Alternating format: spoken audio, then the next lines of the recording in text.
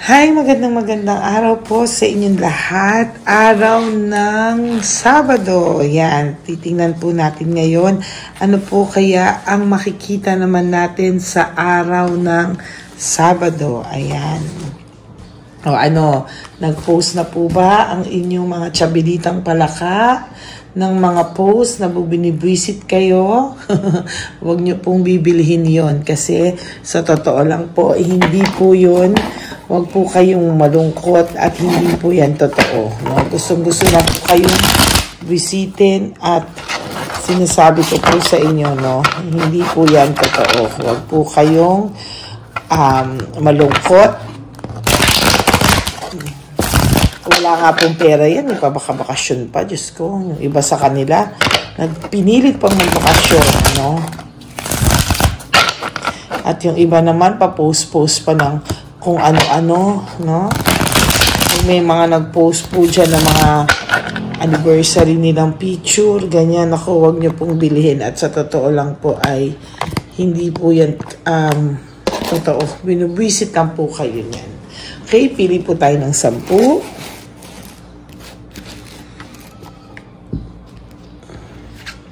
1, 2, 3, 4, 5, 6, 7, 8, 9, and 10. Okay, tabi muna po natin ito.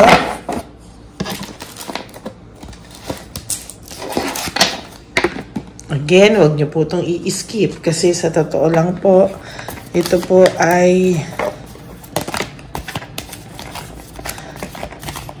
tingnan mo yung talaga, may happy surprise po talaga na parating sa'yo. Ngayon, pipili pa po kasi po ito nahulog no? So, pili pa po tayo ng 9, ano? Lagi itong lumalabas sa'yo itong happy surprise. 1, 2, 3, 4, 5, 6, 7, 8, 9, and 10. Okay.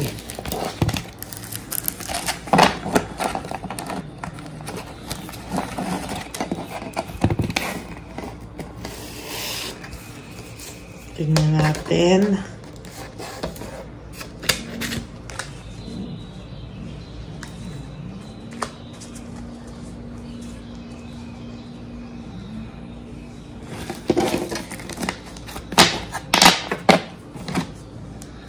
Ayusin muna natin, ano?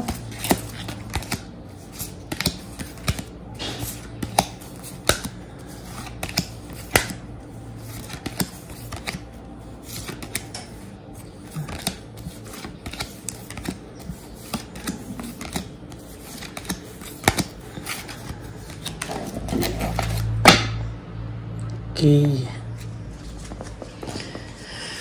Yan, saglit po, no? I-feel ko lang po yung energy. Yan.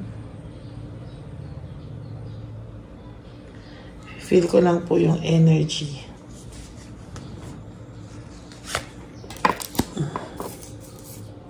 May happy surprise ka daw po na parating, ano? Happy surprise, either happy surprise or changes sa buhay mo, no? Marami ka pong kailangan desisyonan. May mga difficult decision ka na kailangan mo talagang pag-isipan at desisyonan, no?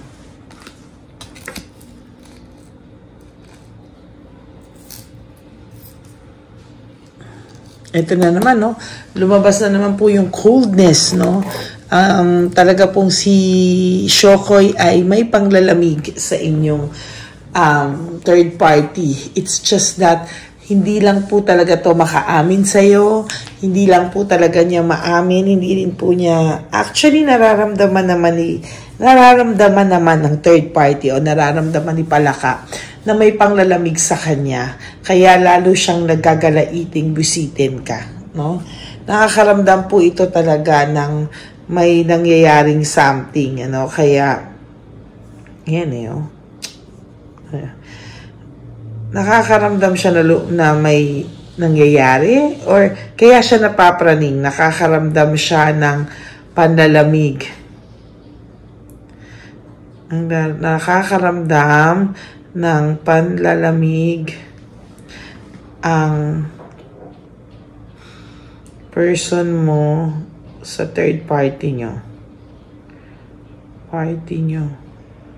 Kaya napapraning ang third party nyo.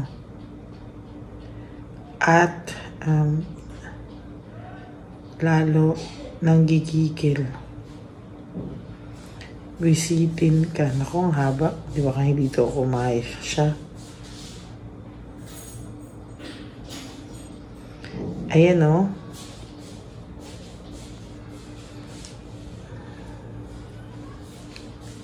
So, nakakaramdam talaga to ng panginginig sa totoo lang. Ng panginginig, ng panlalamig. Kaya siya lalong nanginginig sa galit, nanginginig sa gigil sa'yo. To be honest with you.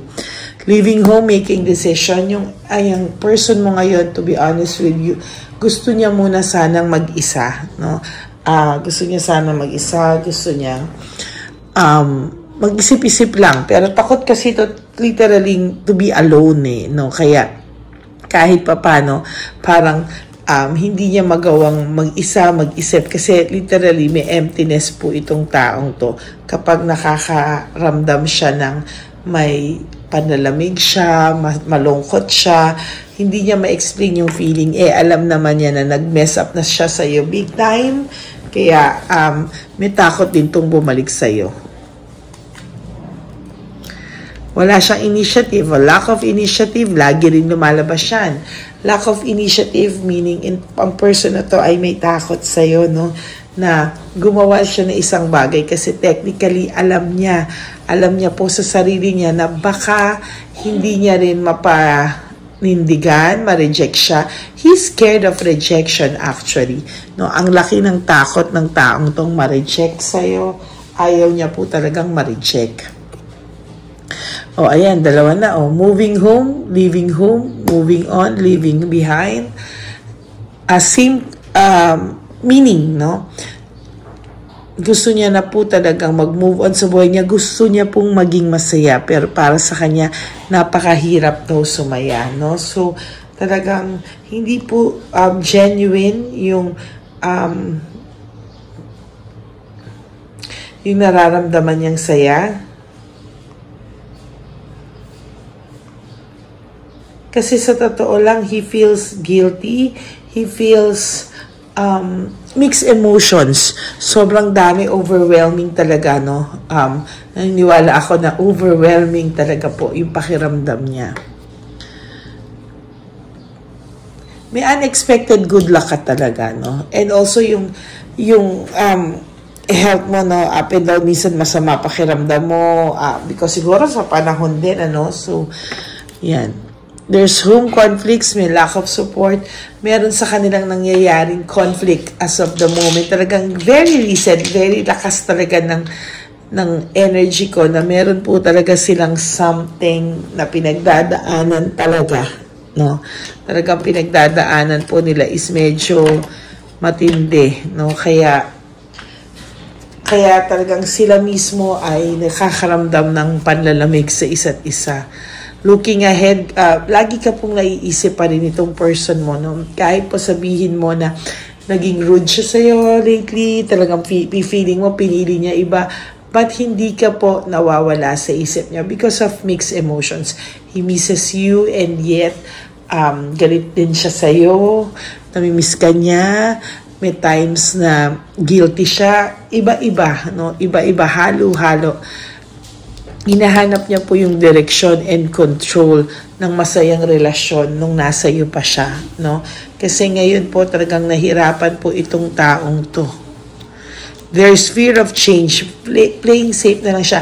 Natatakot din siyang makipaghiwalay dito sa person mo kasi parang as a person na to, yung sa third party, kasi natatakot siya na baka nawala ka na, tapos baka pag ito rin nawala, siya yung mawalan, karma talaga siya. So there's fear of change siya. Playing safe lang po siya sa mga oras na to. Playing safe lang siya. Nawalan po siya ng ambition and desire sa sarili niya. That's bad, ha? Yung responsibility niya and hard work, parang hindi na siya ganun ka-enthusiastic. O wala na enthusiasm niya na gawin yung mga bagay-bagay. Wala na siyang gigil na maging maayos pa yung buhay niya. He's just, alam mo yun, ano lang, go with the flow, yun ang tinatawag doon. And someday nag-hope pa siya na baka pag nagkausap kayo, mawala ang galit sa isa't isa, or makapag-usap kayo ng wala ng galit. Hiintay niya daw ang araw na yun, no? But for now, wala siyang ginagawang any initiative for you. Ang dami niyang challenges ngayon, no? Overwhelming yung challenges. At gusto niyang ma-overcome to, hindi niya lang alam paano. Panay kasi failure and defeat yung nangyayari sa kanya ngayon, no? As a matter of fact, sunod-sunod po ang malas nitong taong to. And he deserves that. Dalawa na itong nabunot nating ano. Ayan, gusto niya mang puntahan ka, gusto niya mang mag-reach out, pero sa totoo lang, hindi niya po talaga magawang kainin din yung ego and pride niya, because ayaw po ng taong to na nare-reject, ayaw po ng taong to napapahiya. No? Ayaw niya nang napapahiya siya. Then, ayan, so sobrang disaster yung mga nangyayari sa kanya. Meron siyang sudden shock and financial loss, no? Sa lahat ng mga nangyayari sa kanya, meron siyang financial loss at sudden shock sa mga kamalasan na nangyayari sa kanya, no? He's very dishonest with you, naging unfair siya sa samahan nyo. Nawalan po ito na hindi po siya naging honest at naging unfair siya sa samahan nyo. Kaya it leads to false success and living beyond means. Biro mo, meron siyang financial loss, but meron siyang financial loss, and yet ayan o, nagkaroon siya ng nagkaroon siya ng eagerness na gumastos palalo, no? So maling-mali po ang nangyayari sa kanila, at lalo na sa person mo ngayon. Okay, we will choose 5 cards. Okay, 1, 2, 3, 4, 5. 5, okay. What do you see in me? Ano daw po ang nakikita? Ano daw po ang nakikita mo sa kanya o nakita mo sa kanya? Bakit daw hindi makita ng person niya ngayon? Kasi yung person niya ngayon, kung gaano mo siya sinusuportahan before, kung gaano mo siya pinapalakas ang loob niya ngayon, dina-down lang po ito ng person niya ngayon, no? Second is I am black. It's either blinak ka niya o blinak mo siya, kaya hindi rin kayo makapag-communicate with each other. Pero nakakakita ako dito ng black and black, black and black. I don't understand. Alam mo yung person mo rin, kung siya ang nag-block sa'yo, lagi ka rin naman yung binablock and black, black and black to see what's going on. Nag-i-stalk din sa'yo ito. Binablock and black, black and black, black and black, black and black kanya. Same din sa'yo na minsan binablock and black mo din siya. You deserve better, no? Sabi niya, you deserve better daw, pero hindi niya rin po kakayanin na iwanan mo siya, no? At mapunta ka sa iba. And last is, see, hindi niya talaga kakayanin na iwanan mo siya. At nagtatanong siya, will you leave me like the others? So, hindi niya rin po talaga kaya nang wala ka. That's it for your first reading today, no, Saturday, Black Saturday, yan. So, I hope na naka-resonate kayo, and if you do, kindly give me a like and comment down below. Ayan, comment nyo po yan, and wag po kayong mahiyang mag-comment kasi binabasa ko po yan every now and then, no? Diyan tayo nagko-connect. Kaya minsan pag nagra-random calls ako at natatawagan ko kayo, parang feeling nyo matagal na tayong magkakilala, di ba? Kasi nga, dyan po yan. Lalo na yung mga hindi nag-skip, nakukuha ko po talaga yung energy nyo. Okay, so that's it for today, for our first reading for today. Kanina may in-upload po ako, pero kagabi ko pa po yun na-shoot. In-edit pa kasi, tsaka ang tagal. Ang tagal ng net, hindi siya pumasok-pasok. So, sometimes there's a reason for everything, no? Make sure po na napanood nyo po yung kahapon, no? Na 4 videos natin. Make sure lahat yun napanood nyo kasi series yun eh. Kung baga sa telenovela, kulang yung chapter 1 to 4 kung wala yung chapter 3. Ganyan. So, dapat make sure po lahat na panood nyo kasi sayang yung pinanood nyo at sayang yung series na ginawa ko po para sa inyo na talagang tiningnan ko in detail kung ano yung nangyayari sa kanila kung hindi nyo naman po papanoorin yung isang chapter doon or isang video doon. Okay? So that's it na to all of you na gusto po sa akin magpa-private reading. You can message me sa Only Legit, an official account ko po. My only FB account is the Ladyly Elena. That's Ladyly. Makikita nyo po yan sa end ng video natin. Okay? And to all my Lady Elena friends, family, and subscribers, I'm asking po for your prayers na sana po ay we claim it na negative ang biopsy result ng aking pamangkin na si Nathan. You kindly repeat po yung prayer ko na, Lord, we are claiming that there's a negative biopsy result for Nathan. In Jesus' name we pray. Amen. Yan. Thank you so much po sa pag-ulit, no? Thank you po sa pag-ulit talaga ng prayers, and thank you for praying with me. Sobrang love ko po kayo. From the bottom of my heart, I love you all. And may God bless you. I will be back for another reading maybe later para po makita nyo po yung aking second reading for the day. Okay?